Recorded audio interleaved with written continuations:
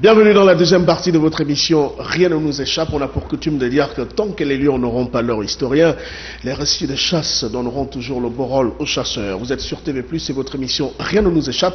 C'est le thermomètre de la société, l'émission qui donne force et caractère à vos aspirations. Et c'est le deuxième rendez-vous de la semaine.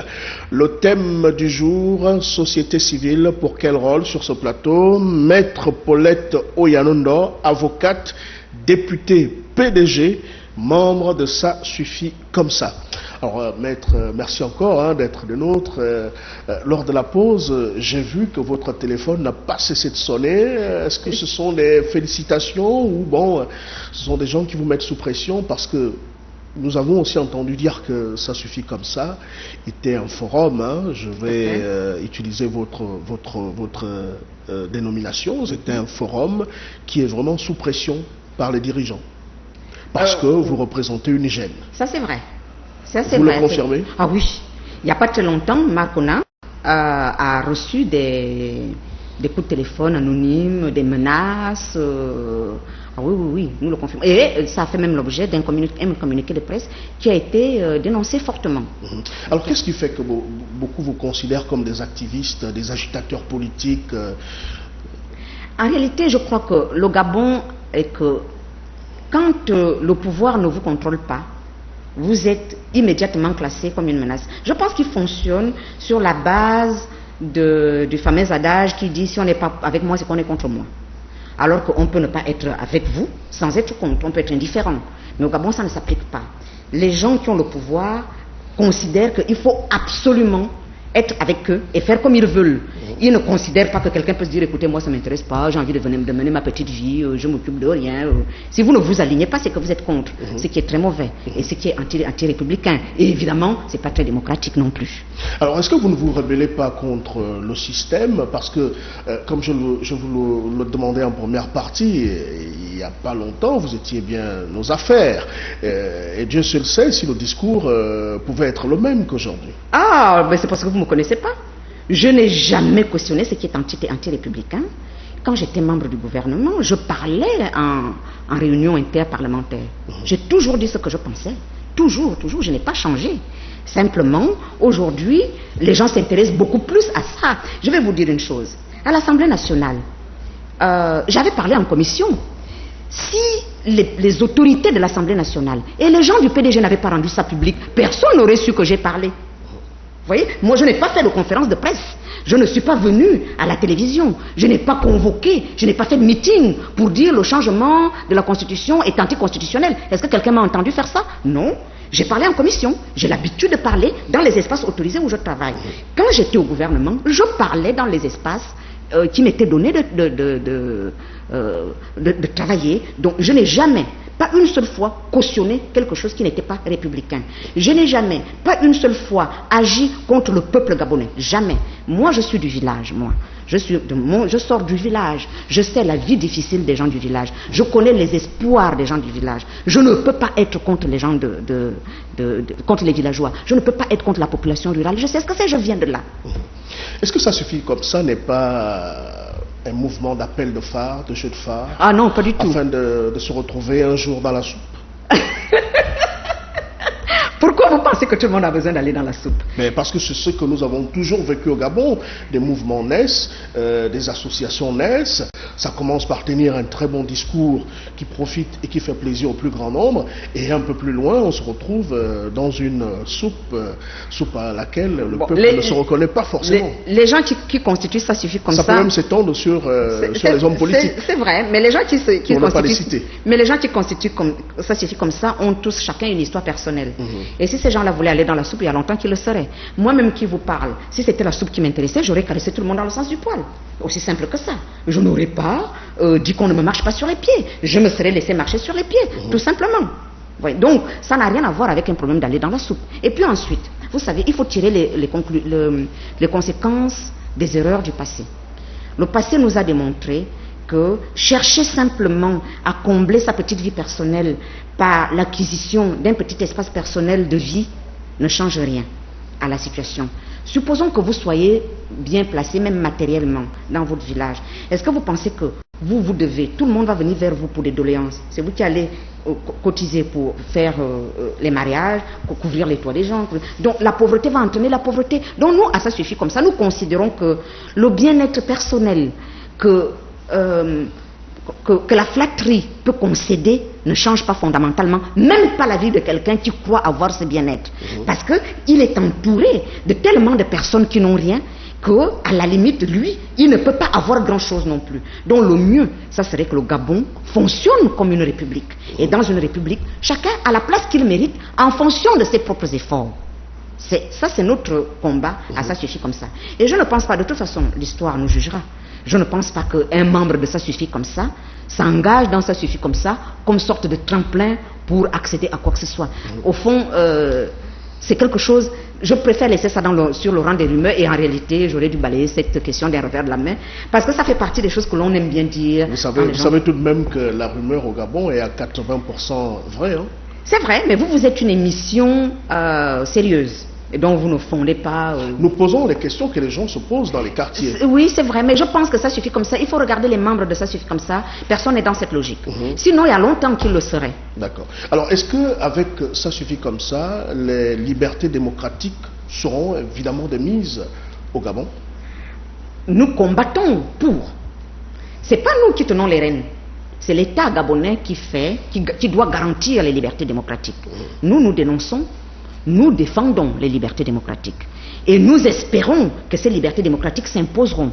Pourquoi? Parce qu'il est clair qu'un pays ne peut pas se développer sans le respect des droits de l'homme. Parce que les droits de l'homme sont partout. Les droits de l'homme englobent toutes les libertés. Les droits de l'homme englobent tous les droits fondamentaux. Et les droits de l'homme sont absolument pas partout. Est-ce que vous savez que, par exemple, pour construire une route, il faut respecter les droits de l'homme? Et pourtant, de prime abord, on peut dire qu'il n'y a pas de lien entre le fait de construire une route et les droits de l'homme. Et pourtant, il y en a un. Construire une route, il faut absolument respecter les droits de l'homme. Pourquoi? Pour plusieurs raisons. L'une des premières raisons, c'est que la route est un service public.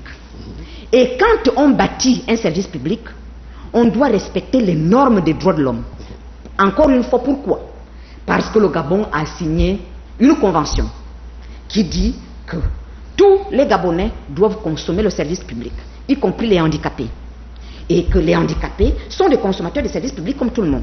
Ce qui fait que quand on construit une route, quand on a fini d'évaluer les normes techniques, on doit se poser la question de savoir comment fait-on pour que cette route respecte les droits de l'homme. Une route, elle doit respecter les droits de l'homme.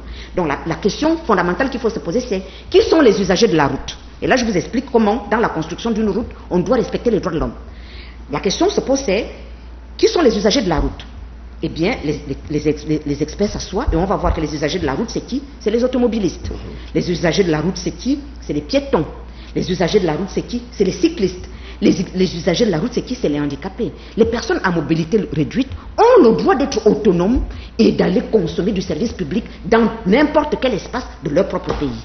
Donc, quand on construit une route, on doit penser au fait que la route qu'on est en train de construire là peut être empruntée par les handicapés eux-mêmes. Et on va faire un espace pour eux. Il y a des pays qui le respectent. Le Mali, par exemple, construit la route, construit les édifices publics aux normes des droits de l'homme. Et c'est ce que le Gabon devrait faire. Et j'espère que les constructions qui sont en train d'être faites, parce qu'il y en a qui parlent de passerelles, d'autres qui parlent d'échangeurs, on ne sait pas très bien exactement ce qu'on est en train de construire, mais j'espère que ces édifices publics qui vont offrir un service public consommable par tous les Gabonais sont faits aux normes des droits de l'homme. Parce qu'autrement, ça ne servira strictement à rien. Ça veut donc dire qu'au niveau du Gabon, les droits de l'homme ne sont pas entièrement respectés. Ah, mais pas du tout. Alors là, le Gabon viole les droits de l'homme toute la journée. Je le vis tout le temps puisque je m'occupe de ça quasiment au quotidien. Je suis tous les jours saisi par la violation des droits de l'homme. Moi-même qui vous parle, mes droits de l'homme ont systématiquement été... D'ailleurs, la décision rendue par l'Union interparlementaire dit clairement que le PDG a violé mes droits de l'homme. L'Assemblée nationale a violé mes droits de l'homme. En n'acceptant pas que je comparaisse avec un avocat alors que j'ai le droit à un procès équitable, mes droits de l'homme ont été violés. Indépendamment de ça, la puissance publique gabonaise a violé mes droits de l'homme. En m'envoyant 5 envois de gendarmes vandaliser mon domicile, ils ont violé mes droits de l'homme. Donc les droits de l'homme sont violés systématiquement au Gabon, alors que ce n'est pas le rôle de l'État. L'État, son rôle est de protéger les enfants du pays et de protéger les Gabonais.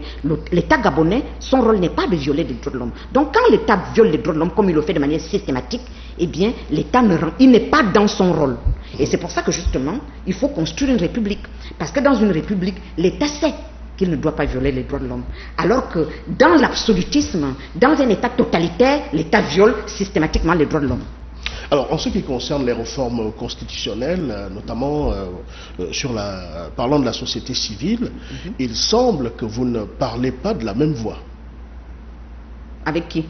Avec, par exemple, d'autres membres de la société civile. Comme pour ne pas les citer, on va les citer, hein, croissance, environnement, croissance, saine, environnement, quelque chose comme ça, et pas mal d'autres personnes qui agissent au nom de la société civile, mais qui ne sont pas très d'accord avec vous sur certains points. Bon, d'abord, nous sommes des républicains et nous considérons que chacun a le droit de s'exprimer. Tout le monde a le droit d'avoir une opinion.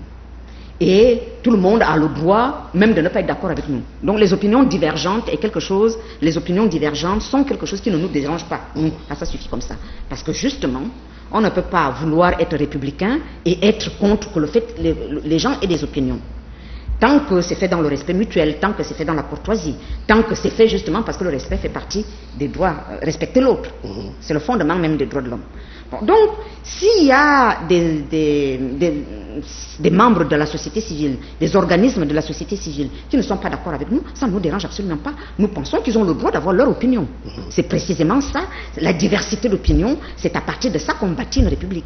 Et donc, nous considérons que tout le monde doit avoir l'opinion, même la plus idiote. Les gens ont le droit d'avoir des opinions, même si elles sont idiotes.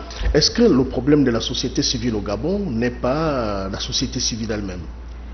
Parce que d'aucuns considèrent que c'est une nébuleuse. Mais c'est parce que justement les gens ne veulent pas voir le véritable contour de la société civile. La société civile, c'est tout le monde. C'est pas une nébuleuse, c'est pas quelque chose d'organisé au sens de cadrage. Non, je vous ai dit, vous êtes société civile, le caméraman est société civile. Tout le monde est société civile.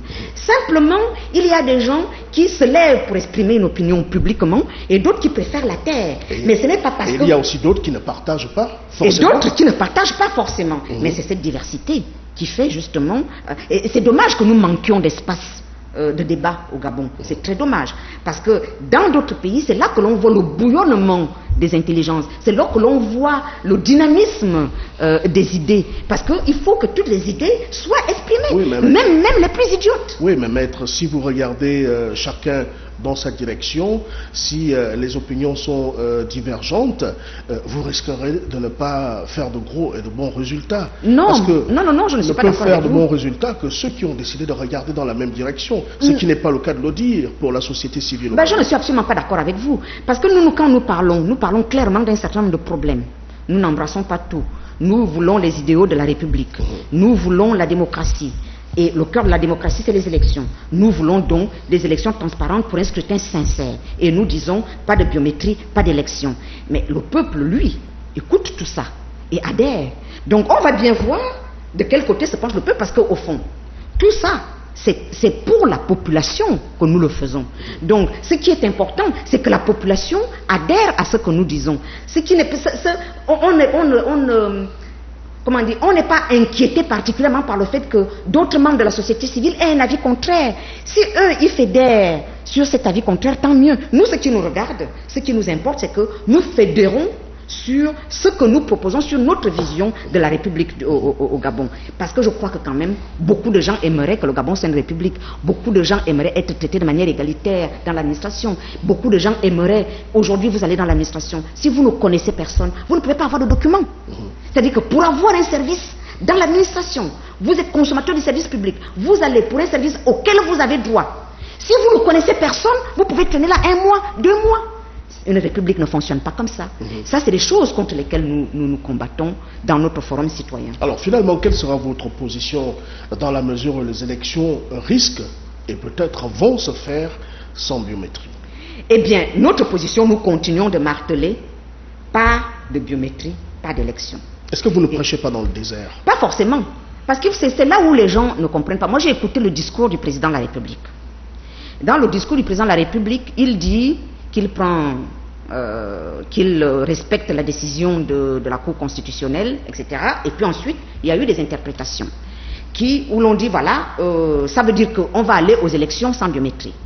Bon, ce que je déplore, dans un premier temps, c'est que, de un, nous en soyons à interpréter les propos du président de la République. Normalement, le président de la République, dans les mécanismes de la République et de la démocratie, le président de la République n'est pas en amont de la société, il est en aval, c'est-à-dire qu'il est le serviteur de la population.